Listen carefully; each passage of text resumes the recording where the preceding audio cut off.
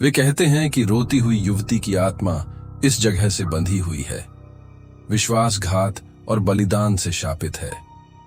उसकी आवाज बारिश की बड़बड़ाहट और मृत पत्तियों की सरसराहट के साथ मिलकर खोखले स्थान में गूंजती थी। कभी जो कर रहे युकी ने माहौल को हल्का करने की कोशिश की। ठीक है, अगर वह बहुत जोर से रोने लगती है तो हम हमेशा उसे एक छाता दे सकते हैं।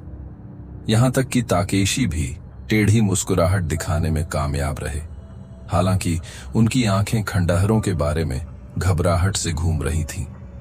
जैसे ही वे मंदिर के अंदर आगे बढ़े, अचानक हवा का एक झोंका उनके पीछे टूटे दरवाजे से टकरा गया। उस पल में माहौल बदल गया। पहले के उत्साह की जगह एक स्पष्ट भय ने ले ली।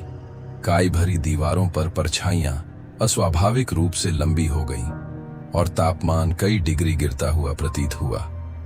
हारुतो की लालटेन टिमटिमा रही थी। उसकी कमजोर लौ बढ़ते अंधेरे के खिलाफ नृत्य कर रही थी। मंदिर के एक कोने में उन्हें एक पुरानी ढहती हुई वेदी मिली। फीके शिलालेख और रहस्यमय प्रतीक पत्थर में खोदे गए थे। एको घुटनों के बल बैठ गई और कांपती उंगलियों से गंदगी और लाइकेन को साफ करने लगी। यह एक स्मारक है, उसने बुदबुदाया। ऐसा लगता है कि किसी को नहीं, कुछ को यहां बहुत पहले सम्मानित किया गया था, लेकिन सम्मान त्रासदी में बदल गया। विशाल शून्यता में एक धीमी, लगभग अगोचर ध्वनि गूंजने लगी, फुसफुसाहट जैसी ध्वनि या एक निराश आत्मा की आह। सबसे पहले दोस्तों ने सोचा कि यह हवा है, लेकिन जैसे जैसे यह जारी रही, उन्होंने पहचानना शुरू कर दिया कि यह पुकार रही थी, जैसे कि चेतावनी दे रही हो। हारुतो की नजरें एको से मिलीं। उस साझा नजर में एक अनकहा प्रश्न छिपा था। क्या वे पहले ही बहुत दूर आ चुके थे? तभी मंदिर के अंधेरे के भीतर कहीं से एक धीमी, लगभग शोकपूर्ण चीख आई। यह आवाज दिल दहला देने वाली और बेवजह परिचित दोनों थी। एक विलाप जो सदियों के दुख के साथ गूंजता था। ताकेशी का साहस लड़खड़ा गया और युकी का सामान्य हास्य लुप्त हो गया।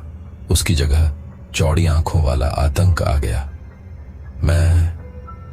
मुझे लगता है कि हमें यहां नहीं होना चाहिए। ताकेशी ने एक कदम पीछे हटते हुए हकलाया। फिर भी हारुतो ने अपनी अभिव्यक्ति में दृढ़ होकर दूसरों की कांपती आवाज को शांत करने के लिए अपना हाथ उठाया। हमें समझना चाहिए, उन्होंने धीमी लेकिन दृढ़ आवाज में कहा।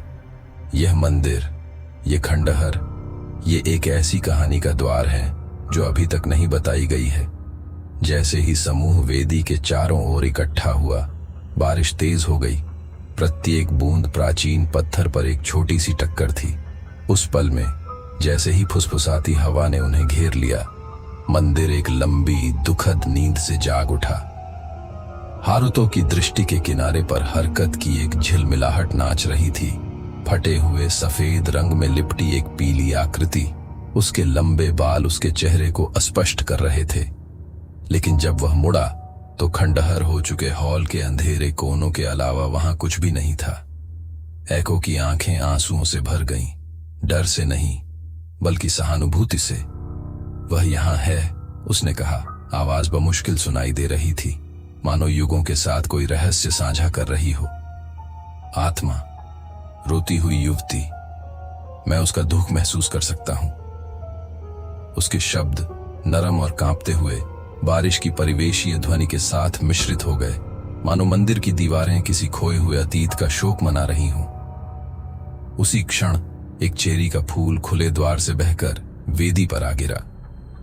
इसकी पंखुड़ियां नाजुक और खुरदुरे पत्थर के मुकाबले पीली लालटेन की रोशनी में एक भयानक चमक के साथ चमक रही थीं।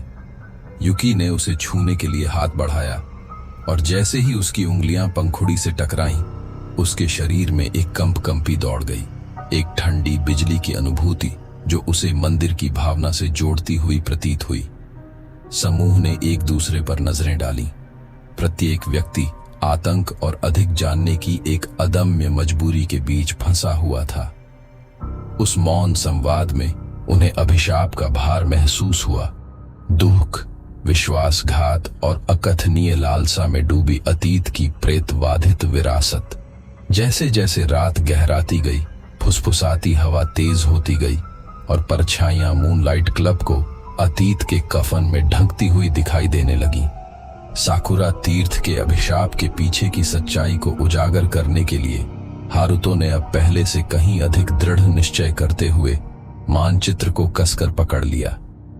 उन्हें कम ही पता था, उनके आगमन ने दशकों से सोई हुई ताकतों को जगा दिया था और यह प्रेतवाधित रात आतंक में उतरने की शुरुआत थी, जो न केवल उनके साहस की परीक्षा लेगी बल्कि उनकी दोस्ती के बंधन की भी परीक्षा लेगी।